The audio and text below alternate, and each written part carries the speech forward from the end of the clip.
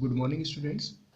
आज का जो हमारा टॉपिक है वह ब्रेकिंग सिस्टम का ही एक सब पार्ट है जिसका नाम है brake fluid. Brake fluid basically एक हाइड्रोलिक फ्लूइड है जिसका इस्तेमाल हाइड्रोलिक क्लच ऑपरेशन और हाइड्रोलिक ब्रेकिंग सिस्टम में किया जाता है। ब्रेक फ्लूइड एक इनकम्प्रेसिबल फ्लूइड होता है जिसको जब आप प्रेशराइज करते हैं तो पास्कल्स लॉ के सिद्धांत पे वर्क करते हुए ब्रेकिंग एप्लीकेशन आपको मिलता है। ध्यान रहे कि जब भी हम ब्रेक फ्लूइड का इस्तेमाल कर रहे हैं तो ब्रेक लाइनिंग में एयर ट्रैप नहीं होनी चाहिए। अगर ब्रेक लाइनिंग में एयर ट्रैप हो जाएगी तो जिसकी वजह से क्या होगा कि ब्रेक फ्लूइड जो है आपका वो इनकम्प्रेसिबल है और एयर जो है आपकी वह कंप्रेसिबल है, जिसकी वजह से क्या होता है कि ब्रेक की इफ़िशियंसी कम हो जाती है। यानी जितना प्रेशर व्हील सिलेंडर पे या ब्रेक ड्रम पे या डिस्क ब्रेक पे ब्रेक के द्वारा अप्लाई होना चाहिए था, ब्रेक फ्लूइड के द्वारा अप्लाई होना चाहिए था, वह रिक्वायर्ड प्रेशर से ब्रेक अप्लाई नहीं हो पाएंगे। तो इस चीज़ का आप ध्यान रखिएगा। तो आइए स्टार्ट करते हैं। Brake fluid is a type of hydraulic fluid which is used in hydraulic brake and hydraulic clutch applications in automobiles. Example in cars, motorcycles, buses, trucks, etc. Brake fluid is a non-compressible substance that lies within the brake lines and delivers the force created by pressing the brake pedal to each of the brake rotors on the four corners of the vehicle. In case of four-wheelers, this applies pressure to the wheel and ultimately slows or stops the vehicle movement. Next है हमारे पास type of brake fluid. Basically there are various types of brake fluids but the most commonly used brake fluids are glycol ether based और silicone based या dot 5। जो breaking fluid की जो requirements हैं इन दोनों ब्रेक फ्लूइड्स के द्वारा क्या की जाती है, फुलफिल की जाती है। अभी ब्रेक फ्लूइड में कौन कौन सी कैरेक्टरिस्टिक्स होनी चाहिए, ब्रेक फ्लूइड की कौन कौन सी विशेषताएं होनी चाहिए, उसके बारे में हम लेटर ऑन डिस्कस करेंगे। तो टाइप्स ऑफ ब्रेक फ्लूइड में पहला आ गया कि the two chief types of brake fluids are glycol ether based, next है सिलिकॉन बेस्ड या dot 5। Glycol ether based brake fluids are typically used in vehicles with anti-lock braking system। जिन braking system में आपका anti-lock braking system use किया जाता है उनमें इसका glycol ether based brake fluids का इस्तेमाल किया जाता है। While silicone based ones work only in cars and trucks without ABS technology. If a vehicle without anti-lock brakes has ever had a glycol based brake fluid, then you cannot switch to silicon based one because small amount of glycol will remain behind and chemically affects the integrity of the silicon based brake fluid। तो जैसा कि आप लोग इसमें जैसा कि हम लोग इसमें डिस्कस कर रहे हैं कि जो हमारे ग्लाइकोल ईथर बेस्ड जो आपके ब्रेक फ्लूइड्स हैं ये टिपिकली यूज़ किए जाते हैं जिन गाड़ियों में आपका एंटी लॉकिंग ब्रेकिंग सिस्टम का इस्तेमाल किया जाता है, और सिलिकॉन बेस्ड ब्रेक फ्लूइड्स का इस्तेमाल किया जाता है जिनमें एंटी लॉकिंग ब्रेकिंग सिस्टम का इस्तेमाल नहीं किया गया है। अगर आप उन गाड़ियों में जिसमें एंटी लॉक ब्रेकिंग सिस्टम का इस्तेमाल किया गया है उसमें अगर आप सिलिकॉन बेस्ड ब्रेक फ्लूइड का इस्तेमाल करते हैं तो ये क्या करता है कि उसकी इफेक्टिवनेस को कम कर देता है, क्योंकि glycol will remain behind and chemically effects the integrity of the silicone based brake fluid. Next है हमारे पास brake fluids are classified by department of transportation. यानी डॉट का मतलब क्या है, department of transportation USA। Number up to 5.1 which indicates the boiling point of the fluid. Higher dot numbers indicate better quality of brake fluid or hydraulic fluid that can withstand higher temperatures। देखिए students, जैसा कि आप लोगों को पता होना चाहिए कि जो हमारे पास डॉट है यह एक USA बेस्ड इंटरनेशनल ऑर्गेनाइजेशन है जिसको हम बोलते हैं डिपार्टमेंट ऑफ ट्रांसपोर्टेशन यूएसए। इसी तरीके से सोसाइटी ऑफ ऑटोमोटिव्स है। तो जो डिपार्टमेंट ऑफ ट्रांसपोर्टेशन है इसने ब्रेक फ्लूइड्स को क्लासिफाइड किया गया है नंबर में, जैसे 1 to 5.1।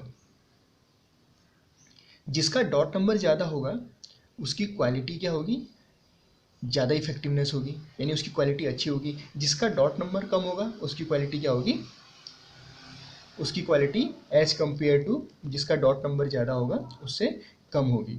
तो ब्रेक फ्लूइड्स को डिपार्टमेंट ऑफ ट्रांसपोर्टेशन यूएसए के द्वारा क्लासीफाई किया गया है as a number 1 to 5.1 which indicates the boiling point of the fluid. ये क्या शो कर रहा है, boiling point of fluid. And higher DOT number indicates better quality of brake fluid और hydraulic fluid that can withstand higher temperature.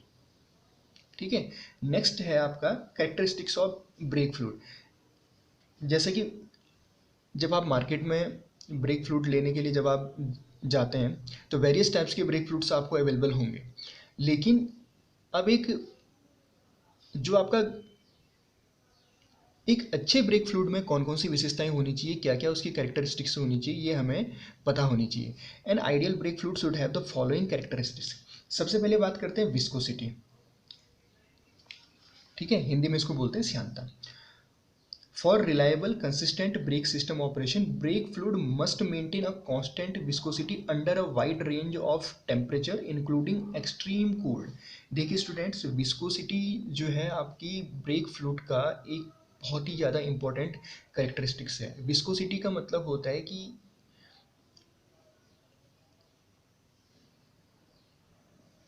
The ability of a fluid, या हम ये कह सकते हैं कि resistance offered by a fluid layer to flow. तो viscosity क्या है, एक मेजर रोल प्ले करेगा ब्रेक फ्लूइड की कैरेक्टरिस्टिक्स के लिए। क्योंकि जैसे जैसे क्या होता है कि आपका जैसे आप अपनी गाड़ी को रन करा रहे हैं तो हो सकता है कि आप अपनी गाड़ी को कोल्ड कंडीशन में रन करा रहे हैं या हायर टेम्परेचर की कंडीशन में रन करा रहे हैं, तो टेम्परेचर का ज़्यादा इसमें इफेक्ट नहीं आना चाहिए। ये चीज़ आप ध्यान रखिएगा। For reliable consistent brake system operation brake fluid must maintain a constant viscosity under a wide range of temperature including extreme cold. This is especially important in systems with an ABS, traction control and stability control because these systems often use micro valves and require very rapid activation। ठीक है, और ये जो viscosity की जो आपकी property है brake fluid की, ये आपकी जिन गाड़ियों में आपका एंटी लॉकिंग ब्रेकिंग सिस्टम लगा होगा या अदर ट्रैक्शन कंट्रोल सिस्टम या स्टेबिलिटी कंट्रोल सिस्टम लगे होंगे, उनके लिए बहुत ही ज़्यादा ज़रूरी है। क्योंकि उसमें क्या होता है, आपके माइक्रो वॉल्व्स का आपका इस्तेमाल करते हैं, क्योंकि उनके एक्टिवेशन के लिए जो बहुत ही ज़्यादा इम्पोर्टेंट है। नेक्स्ट बात करते हैं बॉइलिंग पॉइंट।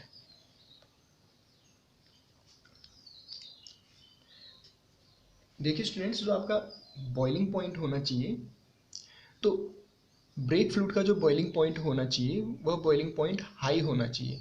क्योंकि अगर ब्रेक फ्लूइड आपका लो टेम्परेचर भी है, आपका वेपर फॉर्म में कन्वर्ट हो रहा है, तो उसकी इफेक्टिवनेस कम हो जाएगी।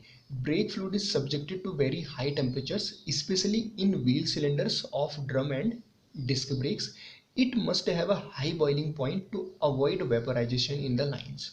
ठीक है, ये चीज़ आपको क्लियर होनी चाहिए कि जो आपका ब्रेक फ्लूइड है उसका बॉइलिंग पॉइंट हाई होना चाहिए ताकि उसके वेपराइजेशन को रोका जा सके। This vaporisation creates a problem because vapour is highly compressible relative to liquid and liquid is incompressible and therefore negates the hydraulic transfer of braking force, so the brakes will fail or stop the vehicle। ठीक है, next है हमारे पास corrosion. देखिए students, जब आप hydraulic braking system का इस्तेमाल करते हैं तो मास्टर सिलेंडर से व्हील सिलेंडर यानी ड्रम ब्रेक तक या डिस्क ब्रेक तक ब्रेक फ्लूइड को पहुंचाने के लिए आप मेटल ट्यूब्स की लाइंस का इस्तेमाल करते हैं। तो ब्रेक फ्लूइड की इस तरीके की प्रॉपर्टी होनी चाहिए कि ये इन मेटल ट्यूब को कोरोड ना कर सके या उनमें कोरोजन पैदा ना कर सके। Brake fluids must not corrode the metals used inside components such as calipers, जो आपका डिस्क ब्रेक में यूज होता है, व्हील सिलेंडर, ठीक है, ये आपका ड्रम ब्रेक और डिस्क ब्रेक में जब हाइड्रोलिक ब्रेकिंग सिस्टम का हम इस्तेमाल करेंगे उसमें यूज होगा, master cylinder and ABS control valves. They must also protect against corrosion as moisture enters the system. Additives, corrosion inhibitors are added to the base fluid to accomplish this. देखिए students, इसमें आप एक corrosion inhibitors का भी आप इसमें इस्तेमाल कर सकते हैं कोरोजन को रिमूव करने के लिए। तो जो आप ब्रेक फ्लूइड्स है, ब्रेक फ्लूइड्स की इस तरीके की विशेषताएं होनी चाहिए कि वो जो आपका मेटल ट्यूब है या मेटल लाइनिंग्स हैं या अदर हमारे कंपोनेंट जैसे व्हील सिलेंडर हो गया, मास्टर सिलेंडर हो गया या एंटी लॉकिंग ब्रेकिंग सिस्टम हो गया, उनको कोरोड ना कर सके। और इसकी कोरोजन रेजिस्टेंस की प्रॉपर्टी बढ़ाने के लिए इसमें हम कोरोजन इनहिबिटर्स का भी इस्तेमाल करते हैं। नेक्स्ट है compressibility. Brake fluid must maintain a low level of compressibility even with varying temperature to accommodate different environmental conditions. ठीक है, जो हमारे पास लिक्विड होता है ये इनकम्प्रेसिबल होता है और जो हमारे पास वेपर होता है वो क्या होता है, हाईली कंप्रेसिबल होता है। तो जो कंप्रेसिबिलिटी है ब्रेक फ्लूइड की वो वेरी लो होनी चाहिए। Brake fluid must maintain a low level of compressibility even with varying temperatures to accommodate different environmental conditions. This is important to ensure consistent brake pedal feel. Next है, as compressibility increases more brake pedal travel is necessary for the same amount of brake caliper piston force. जैसे जैसे compressibility बढ़ती जाएगी तो वैसे वैसे आपको ज़्यादा ब्रेक पेडल फोर्स अप्लाई करना पड़ेगा और ब्रेक पेडल ट्रेवल जो आपकी होगी, डिस्टेंस जो होगी वो भी आपकी इंक्रीज हो जाएगी।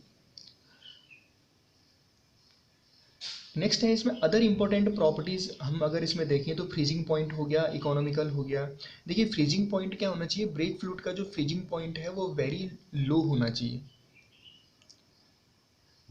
क्योंकि नॉर्मल एटमॉस्फेरिक कंडीशन में या 0 डिग्री सेल्सियस पे उसको क्या होना चाहिए, फ्रीज नहीं होना चाहिए। मोस्ट ऑफ द केसेस में आप लोगों ने देखा होगा, जैसे रेफ्रिजरेशन सिस्टम हम इस्तेमाल करते हैं, रेफ्रिजरेशन सिस्टम में जो भी आप रेफ्रिजरेंट का इस्तेमाल करते हैं उसकी भी फ्रीजिंग पॉइंट क्या होता है, बहुत ही ज़्यादा लो होता है, सपोज -33.3 डिग्री सेल्सियस। तो इस तरीके का जो आपका एक ब्रेकिंग फ्लूइड की जो कैरेक्टरिस्टिक्स होनी चाहिए उसमें लो फ्रीजिंग पॉइंट होना चाहिए, ताकि इन्वायरमेंटल कंडीशन के अकॉर्डिंग जब आप ब्रेक लाइनिंग्स में इसके फ्रीज होने को रोका जा सके। Freezing point of brake fluid should be minimum, otherwise in cold conditions where the temperature falls, this brake fluid can freeze and stop working। और next है इसका economical. Brake fluid should be economical, यानी it has low cost and easily available. तो ये some important characteristics थी brake fluid के बारे में जिसमें हमने पढ़ा। जैसे विस्कोसिटी हो गया, विस्कोसिटी मेजर रोल प्ले करता है ब्रेक फ्लूइड के केस में। नेक्स्ट हो गया बॉइलिंग पॉइंट, कोरोजन रेजिस्टेंस हो गया, compressibility, freezing point and low cost and easily available.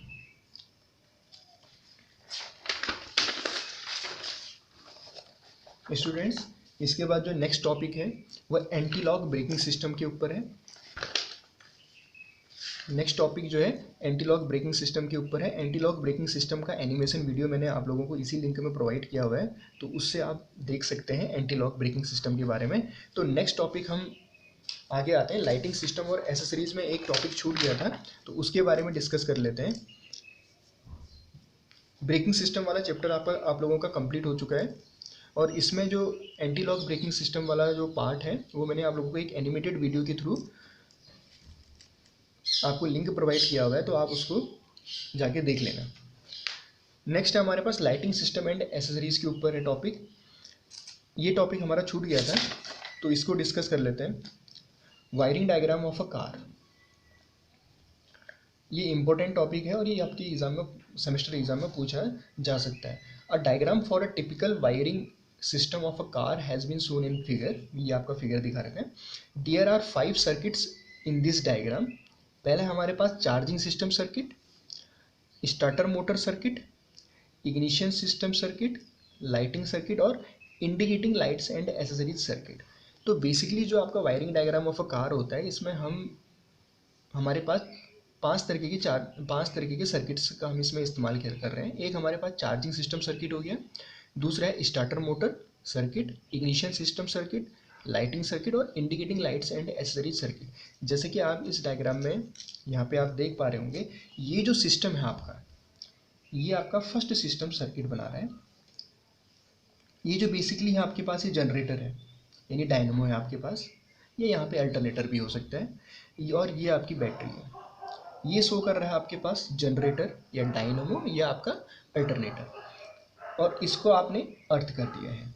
इसी सिमिलरली इसी तरीके से ये आपके पास बैटरी है, और जनरेटर और इसकी बैटरी के साथ में कनेक्शन है आपका, क्योंकि जनरेटर डायनमो या अल्टरनेटर जो होगा इस जब आपकी व्हीकल रनिंग कंडीशन में होगी तो इसको चार्ज करता रहेगा बैटरी को। देन बैटरी का आपने एक पार्ट यहाँ पे अर्थिंग कर दिया, और यहाँ पे स्टार्टर मोटर स्विच है, यहाँ पे स्टार्टर मोटर स्विच है, क्योंकि जैसे आप अपनी गाड़ी को स्टार्ट करते हैं, जैसे आप अपनी गाड़ी को स्टार्ट करते हैं या की को आप जैसे ही मूव कराते हैं, तो वैसे क्या होता है कि स्टार्टर मोटर जो है आपका, जिसे आपको सेल्फ भी बोलते हैं, ये स्टार्टर मोटर क्या करता है, बैटरी से पावर लेता है। बैटरी से पावर लेने के बाद ये आपके क्रैंकशाफ्ट वगैरह को रोटेट करता है, जिसकी वजह से आपका पिस्टन आपके मूव होना स्टार्ट होते हैं, और आपके जो फाइनली जो 4 प्रोसेसेस हैं, सक्शन, कंप्रेशन, एक्सपेंशन और एग्जॉस्ट, ये सारी प्रोसेस कंप्लीट होती हैं और आपको पावर मिलती है। तो देन वही पावर आपको जनरेटर के थ्रू फिर आपको बैटरी को चार्ज करने के लिए अवेलेबल हो जाती है। तो यहाँ पे क्या है आपके पास, जो हमारे पास पहला सिस्टम है उसमें जनरेटर या डायनमो या अल्टरनेटर, देन बैटरी। जनरेटर का एक पार्ट आपने अर्थ कर दिया है, बैटरी है, बैटरी से यहाँ पे आपके स्विच हैं, ये स्टार्टिंग मोटर है, और ये आपका अर्थिंग कर दिया। यहाँ पे अमीटर है करंट के फ्लो को मेजर करने के लिए। देन इसके बाद यहाँ से आप लोगों की वायरिंग आ रखी है। नेक्स्ट वाली यहाँ पे आप हॉर्न का इस्तेमाल किया हुआ है, और इस हॉर्न के एक पार्ट को हमने अर्थ कर दिया गया है। नेक्स्ट ये आपका जा रहा है फ्यूज और लाइटिंग स्विच के लिए। अब हम यहाँ पे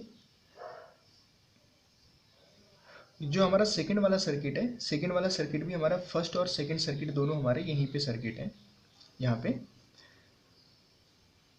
देन यहाँ पे इग्निशन स्विच है, ये इग्निशन स्विच के बाद ये हमारा इग्निशन कॉइल है, ये इग्निशन कॉइल यहाँ पे हमारा फ्यूज होगा ये वाला, और देन ये लाइनिंग जा रही है आपकी डिस्ट्रीब्यूटर पे, और ये थर्ड सिस्टम बनाता है, ये वाला पोर्शन थर्ड सिस्टम बना रहा है, और ये डिस्ट्रीब्यूटर से फिर अब पर्टिकुलर स्पार्क प्लग पे लाइनिंग्स आपकी जा रही है।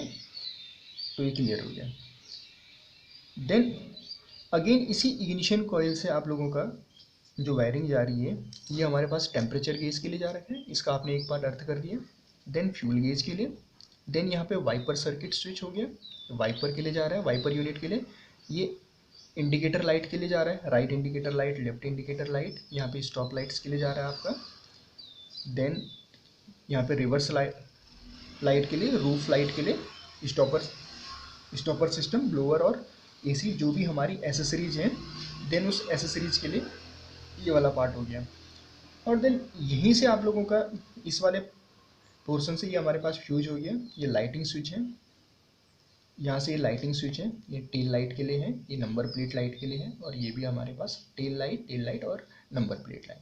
देन यहाँ से आपका लाइटिंग स्विच है, ये तो टेल लाइट और नंबर प्लेट लाइट के लिए था, और ये वाला जो है आपके पास ये हेडलाइट्स वगैरह के लिए और इंस्ट्रूमेंट पैनल लाइट्स के लिए चला जाएगा। ये वाला सर्किट स्विच है यहाँ पे, ये इंस्ट्रूमेंट्स लाइट्स हैं आपकी,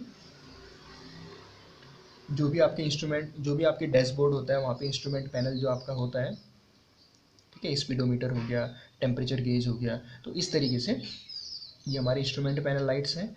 और ये जो हमारे पास जा रही है डिपर स्विच है यहाँ पे, और ये वाला जो जा रहा है ये वाला लोअर बीम के लिए, ये वाला अपर बीम के लिए। इस तरीके से ये हेडलाइट्स में आप लोगों ने देखा होगा, मैंने जब आप लोगों को हेडलाइट्स के बारे में डिस्कस कराया था तो वहाँ पे बल्ब का पोर्शन मैंने बताया था कि इस तरीके से हमारे पास एक बल्ब होता था, इस तरीके से, और यहाँ पे हम रिफ्लेक्टर का इस्तेमाल कर रहे थे, इस तरीके से रिफ्लेक्टर का इस्तेमाल कर रहे थे, जिससे यहाँ पे मैंने बताया था कि आप लोगों को एक टंगस्टन एलिमेंट होता है और एक दूसरा टंगस्टन एलिमेंट यहाँ पे होता है, तो इसका इस्तेमाल किया जाता है आपका,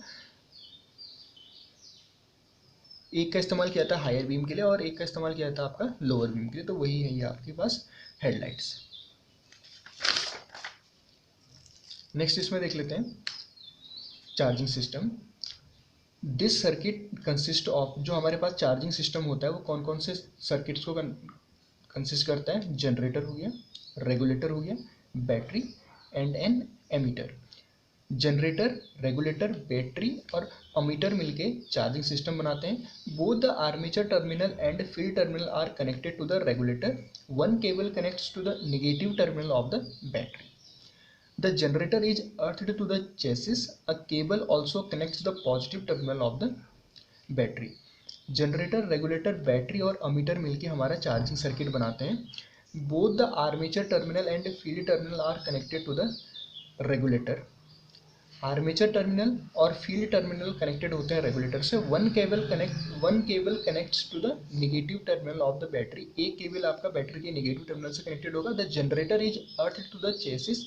जनरेटर को आप चेसिस के साथ में अर्थ कर देते हैं ताकि सर्किट आपका कंप्लीट हो सके। A cable also connects the positive terminal of the battery. जैसे कि आप इस डायग्राम में देख रहे हैं, तो ये वाला रेगुलेटर, जनरेटर, बैटरी और अमीटर मिलके ये आप लोगों का एक सर्किट कंप्लीट कर रहे हैं, ये वाला। Is it clear? नेक्स्ट है starter motor. Starter motor circuit. The positive terminal is connected to the starter motor. Other end of the motor is earth. A switch is provided in the circuit. When the switch is closed, the circuit flows to motor which starts the engine. यानी starter motor circuit में जैसे कि आप लोग इसमें देख रहे हैं, तो ये वाला, ये जो पोर्शन आपका स्टार्टर मोटर और ये वाला, ये आपका सेकेंड सर्किट बना रहा है, स्टार्टर मोटर वाला पोर्शन। नेक्स्ट है ignition system circuit. An ignition system which is provided at the start of the system. There are connections from ignition coil to the distributor. The distributor supplies current to the 4 spark plugs according to their desired order. यानी ये जो हमारे पास है ignition coil, distributor और spark plug वाला, ये हमारे पास third circuit बना रहा है। डिस्ट्रीब्यूटर का काम होता है कि पर्टिकुलर स्पार्क प्लग पे किस टाइम पे कितना स्पार्क, किस टाइम पे स्पार्क भेजना है, यानी स्पार्क की टाइमिंग के लिए डिस्ट्रीब्यूटर का इस्तेमाल किया जाता है। ये स्पार्क प्लग पे स्पार्क को डिस्ट्रीब्यूट करने के काम आता है। नेक्स्ट है lighting circuit. This circuit consist of headlights, tail lights, instrument light and number plate lights. There is a common switch for all the lights. When the switch is closed, all the lights glow simultaneously. There is a dipper switch also which glows the headlights in upper beam or lower beam. Also there is a fuse to safeguard the system against temperature and short circuit. Lighting circuit consists of headlights, tail lights, instrument light and number plate light system. There is a common switch for all the lights when the switch is closed. जैसे आप switch को close कर देते हैं, यानी जैसे आप switch open करते हैं, all the lights glow simultaneously. There is a dipper switch also which glows the headlights in upper beam और लोअर बीम। यानी डिपर स्विच आपके पास जो हेडलाइट्स में लगा होता है, उसका काम होता है कि लोअर बीम और हायर बीम को ऑब्टेन करने के लिए। Also there is a fuse to safeguard the system against temperature and short circuiting. यानी यहाँ पे आप लोगों के पास एक सेफ गार्ड, एक फ्यूज़ भी लगा रहता है जो आपका एक तरीके से सेफ गार्ड की तरह वर्क करता है। अब ये जो सिस्टम है आपका, ये जैसे कि आप लोगों ने देखा फर्स्ट सिस्टम है, सेकंड सिस्टम है, थर्ड सिस्टम है। अब ये पूरा का पूरा जो सिस्टम है आपका, ये फोर्थ सिस्टम है, यानी टेल लाइट वाला सिस्टम, नंबर प्लेट और ये वाला इंस्ट्रूमेंट पैनल और हेडलाइट वाला सिस्टम, ये कंप्लीट मिलके ये आपका चौथा सिस्टम बना रहा है। अब नेक्स्ट सिस्टम है आपका indicating lights and accessories circuit. There are a number of cables connecting the various gauges, lights and accessories to the charging circuit. There may be a common fuse or individual fuses for each system to safeguard the circuit. This circuit consists of sub-circuits for temperature gauge, fuel gauge, wipers, left and right indicator lights, stop lights, reverse lights, roof lights, blower, air conditioner etcetera. ठीक है, तो ये आप लोगों के पास, ये जो हमारे पास है, ये हमारे पास पांचवी सर्किट है, ये वाला। स्टूडेंट्स, इसमें आप लोग एक चीज और ऐड कर लेना,